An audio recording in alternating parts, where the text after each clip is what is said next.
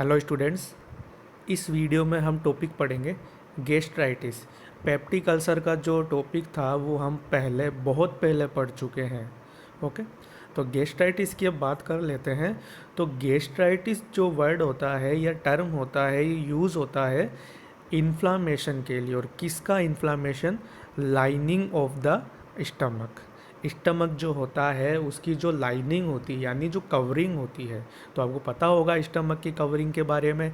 Generally 4 तरह की layers पाई जाती है, इनर टू आउटर। मैं बताता हूँ आपको कौन कौन सी लेयर्स होती है। 4। सबसे इनर लेयर होती है म्यूकोजा, म्यूकस मेम्ब्रेन। उसके बाद होती है सब म्यूकोजा, फिर होती है मस्कुलर लेयर, और सबसे आउटर लेयर होती है सीरोसा जो कि पेरिटोनियम का पार्ट होती है। तो इस तरह से जो है स्टोमक की जो है कवरिंग होती है या लाइनिंग होती है 4 लेयर्स में। तो गैस्ट्राइटिस की कंडीशन क्या होती है कि ये जो लाइनिंग है यानी ये जो कवरिंग है स्टमक की या ये जो मेम्ब्रेन्स है स्टमक की, अगर इनके अंदर इन्फ्लामेशन हो रहा है किसी भी वजह से तो उस कंडीशन को बोलेंगे गैस्ट्राइटिस। सबसे ज़्यादा म्यूकोजा जो लेयर होती है म्यूकस मेम्ब्रेन, इसमें इन्फ्लामेशन ज़्यादा देखने को मिलता है एक्यूट केसेस में। बट अगर क्रोनिक केसेस हो रहे हैं यानी क्रोनिक कंडीशन चल रही है लंबे टाइम तक, तो ये इन्फ्लामेशन आगे की लेयर्स में भी रीच कर सकता है, ऊपर की तरफ या बाहर की तरफ, आउटर लेयर की तरफ। ओके, तो नेक्स्ट हम बात करें कि ये जो इन्फ्लामेशन होता है ये कैसे होता है, किन किन वजह से होता है। तो सबसे ज़्यादा जो इन्फ्लामेशन होता है वो होता है बैक्टीरियल इन्फेक्शन की वजह से। पेप्टिक अल्सर में भी आपने पढ़ा होगा कि एक बैक्टीरिया रिस्पॉन्सिबल होता है H pylori, Helicobacter pylori bacteria. यही बैक्टीरिया गैस्ट्राइटिस में भी रिस्पॉन्सिबल होता है, और सबसे ज़्यादा केसेस इन्फ्लामेशन के इसी की वजह से देखने को मिलते हैं। इसके अलावा रीज़न हो सकता है जो पेन किलर्स होती है, कुछ ऐसी पेन किलर्स या एनाल्जेसिक्स भी होती है, अगर उनका कोई पर्सन ज़्यादा यूज़ करता है, कंटिन्यू यूज़ करता है, तो उस वजह से भी जो है गैस्ट्राइटिस हो सकता है। अब कौन कौन सी पेन किलर्स होती है? लाइक एस्पिरिन, नाम सुना होगा आपने एस्पिरिन का। तो ये एक ऐसी पेन किलर है, अगर कोई पर्सन इसको ज़्यादा यूज़ करता है तो उस पर्सन में गैस्ट्राइटिस या पेप्टिक अल्सर कंडीशन हो सकती है। इसके अलावा रीज़न हो सकता है कि जो लोग ज़्यादा अल्कोहल का यूज़ करते हैं, ड्रिंकिंग करते हैं, स्मोकिंग करते हैं, उनमें भी गैस्ट्राइटिस हो सकता है, क्योंकि अल्कोहल जो है ये हमारी स्टोमक की जो म्यूकस मेम्ब्रेन है या जो म्यूकोजा है उसको डैमेज करता है, जिस वजह से इन्फ्लामेशन होने के चांस होते हैं। ओके, तो ये बात हो गई गैस्ट्राइटिस क्या होता है, इसके पीछे इन्फ्लामेशन होने की क्या क्या रीज़न होते हैं। नेक्स्ट हम बात करें गैस्ट्राइटिस के टाइप की, तो कोजेस के बेस पे गैस्ट्राइटिस 2 टाइप का होता है, एक्यूट एंड क्रोनिक। जैसा कि आपको पता है एक्यूट का मतलब होता है कि जो कंडीशन थोड़े टाइम के लिए हो रही है, सडनली हो रही है, और सिम्टम्स जो अपियर हो रहे हैं सडनली हो रहे हैं, कुछ टाइम के लिए हो रहे हैं, तो उसको तो बोलेंगे एक्यूट। क्रोनिक कब बोलेंगे कि कंडीशन जो है लंबे टाइम तक चल रही है, सीवियर कंडीशन है, सिम्टम्स जो है ठीक नहीं हो रहे हैं, चलते जा रहे हैं लंबे टाइम तक, तो उसको बोलेंगे क्रोनिक। तो 2 टाइप का होता है, acute gastritis and chronic gastritis. Next one यहाँ पे पॉइंट आता है कि जो गैस्ट्राइटिस की कंडीशन होती है जनरली कोई ज़्यादा सीरियस या कंडीशन नहीं होती है, सीवियर कंडीशन नहीं होती है, और अगर इसका ट्रीटमेंट लिया जाए तो ये जल्दी से ठीक हो जाती है। बट कुछ केसेस में ऐसा होता है कि पर्सन ट्रीटमेंट नहीं लेता है, इन चीज़ों पे ध्यान नहीं देता है, तो क्या होता है कि गैस्ट्राइटिस में अगर इन्फ्लामेशन ज़्यादा हो जाए तो उस वजह से क्या होता है आगे चलकर पर्सन के स्टोमक में अल्सर फॉर्म हो जाते हैं। क्या हो जाते हैं? अल्सर बन जाते हैं, जिसको अपन पेप्टिक अल्सर भी बोलते हैं। और अगर फिर भी अगर पर्सन ध्यान नहीं दे, ट्रीटमेंट नहीं ले, तो आगे चल के स्टोमक कैंसर का खतरा भी पैदा हो सकता है। अब ऐसा क्यों हो सकता है, तो मैं आपका उसको रीज़न भी बता देता हूँ। जब पेट में अल्सर बनते हैं तो आपको पता है कि कैंसर की कंडीशन में क्या होता है, कैंसर एक ऐसी कंडीशन होती है जिसमें सेल्स में एबनॉर्मल प्रोलिफ्रेशन होता है या ग्रोथ होती है। तो यहाँ पे जब अल्सर बनेंगे स्टोमक की सेल्स में या वाल में, तो यहाँ की जो सेल्स होगी वो डैमेज होगी, तो इनमें क्या होगा, प्रोलिफ्रेशन होने लग जाएगा, और प्रोलिफ्रेशन की वजह से यहाँ कैंसर डेवलप हो सकता है। ठीक है, तो ये एक सीरियस कंडीशन नहीं है अगर ट्रीटमेंट लिया जाए, और अगर नहीं लिया जाए तो अल्सर का रूप ले सकता है और कैंसर भी फॉर्म हो सकता है। तो ये बात हो गई इसके इंट्रोडक्शन की। नेक्स्ट ना बात कर लेते हैं अपन इसकी कोजेस की। तो मैं आपको इसकी कोजेस के बारे में जो ये सेंटेंस लिखाया है इसके बारे में बता देता हूँ कि यहाँ पे क्या लिखा है मैंने। तो आपको पता होगा कि जो हमारा स्टोमक होता है, स्टोमक में क्या पाया जाता है, HCl।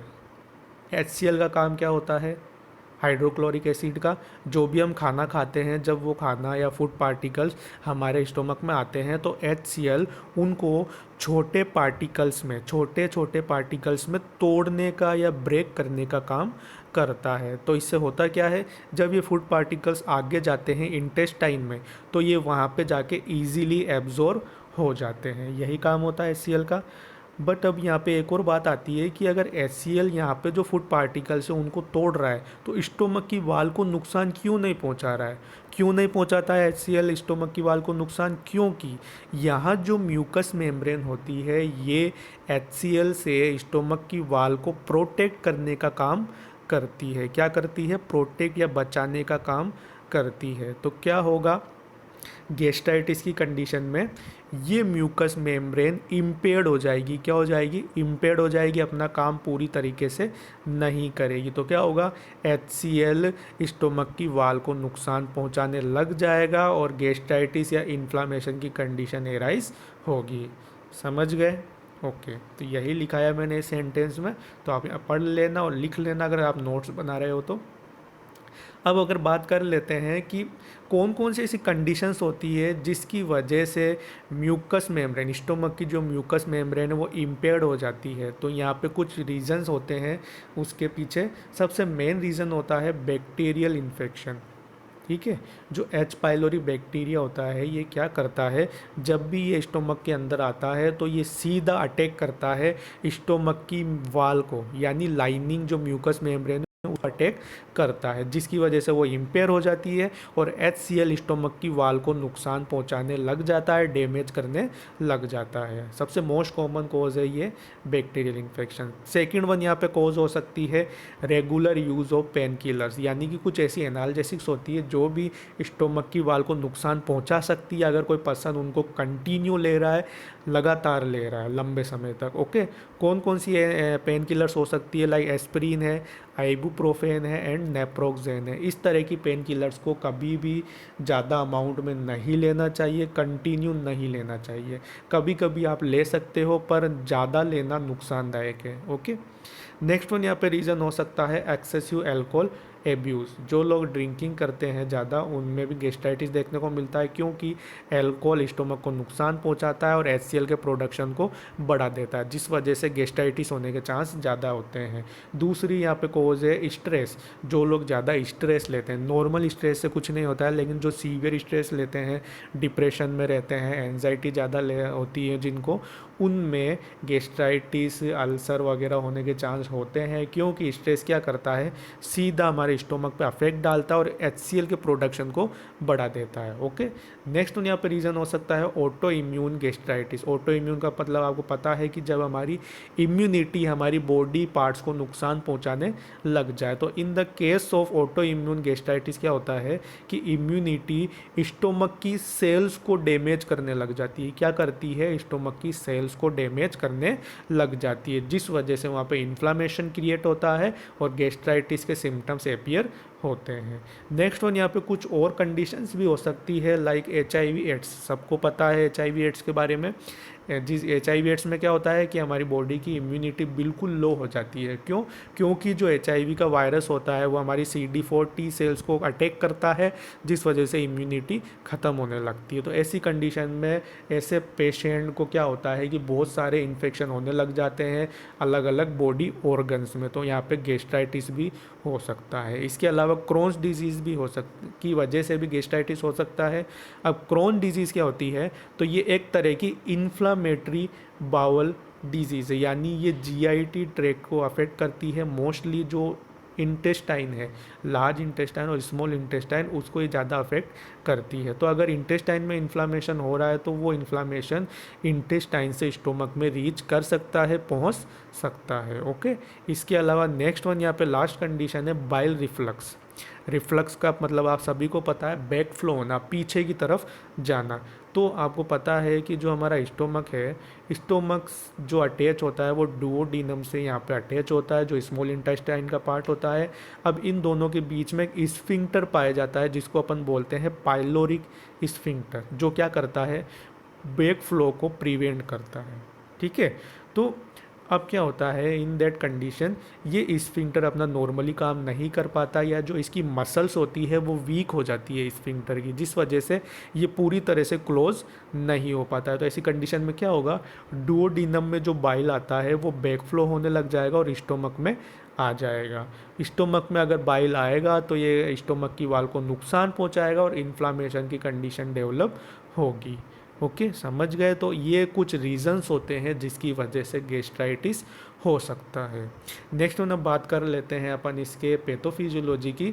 तो यहाँ पे जो भी पॉजिटिव फैक्टर्स होते हैं उनकी वजह से होता क्या है कि जो स्टोमक की म्यूकोजल लाइनिंग है, यानी कि जो म्यूकस मेम्ब्रेन है, म्यूकोजा है, वो पेनेट्रेट हो जाती है, इम्पेयर्ड हो जाती है, डिसफंक्शन हो जाती है। ओके, तो जिस वजह से क्या होता है, वो अपना नॉर्मल फंक्शन नहीं कर पाती है, और जिसकी वजह से जब अगर म्यूकस मेम्ब्रेन नॉर्मल अपना फंक्शन नहीं कर पाएगी तो HCl जो होगा वो क्या करेगा, म्यूकोजा को या स्टोमक की वाल को नुकसान पहुंचाने लग जाएगा। ठीक है, यहाँ पे जैसे लिखा है HCl come into contact with mucosa, जैसे ही म्यूकोजा कांटेक्ट में HCl आएगा तो वो म्यूकोजल वाल को नुकसान पहुंचाएगा। यहाँ जो ब्लड वेसल्स प्रेजेंट है उसको ये डैमेज करने लग जाएगा। अब जैसे ये ब्लड वेसल्स को डैमेज करेगा तो स्टोमक के अंदर हेमरेज की कंडीशन होगी, यानी ब्लीडिंग होगी, स्वेलिंग होगी और सिम्टम्स अपीयर होंगे, जिस कंडीशन को अपन बोलेंगे गैस्ट्राइटिस। समझ गए। एक बार वापस से बता देता हूँ, जो भी पॉजिटिव फैक्टर्स होते हैं वो क्या करते हैं, स्टोमक की म्यूकस मेम्ब्रेन को पेनेट्रेट कर देते हैं या इम्पेड कर देते हैं, डिसफंक्शन कर देते हैं, जिस वजह से जो HCl होता है वो स्टोमक की वाल को नुकसान पहुंचाने लग जाता है, जिसकी वजह से स्टोमक की वाल में हेमरेज हो जाता है, ब्लीडिंग होती है, स्वेलिंग होती है, इन्फ्लामेशन के सिम्टम्स अपीयर होते हैं, जिस कंडीशन को अपन बोलते हैं गैस्ट्राइटिस। समझ गए।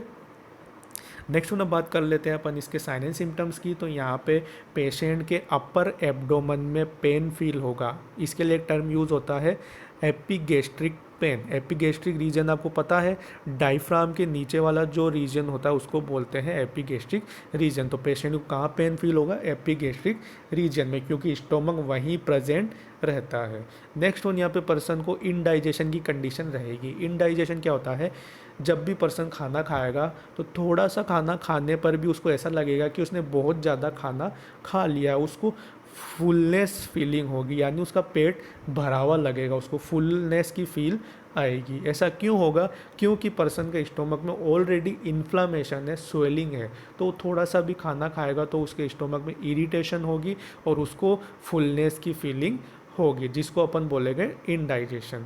नेक्स्ट वन, यहाँ पे पर्सन को नोजिया एंड वोमिटिंग भी हो सकती है, हिकअप्स भी यहाँ आ सकते हैं, जो कि एक नॉर्मल साइन है गैस्ट्राइटिस या पेप्टिक अल्सर का। लेकिन ये कब मानेंगे इसका साइन या एबनॉर्मल कब मानेंगे, अगर हिकअप्स ज़्यादा अमाउंट में आ रही है, लंबे टाइम तक आ रही है।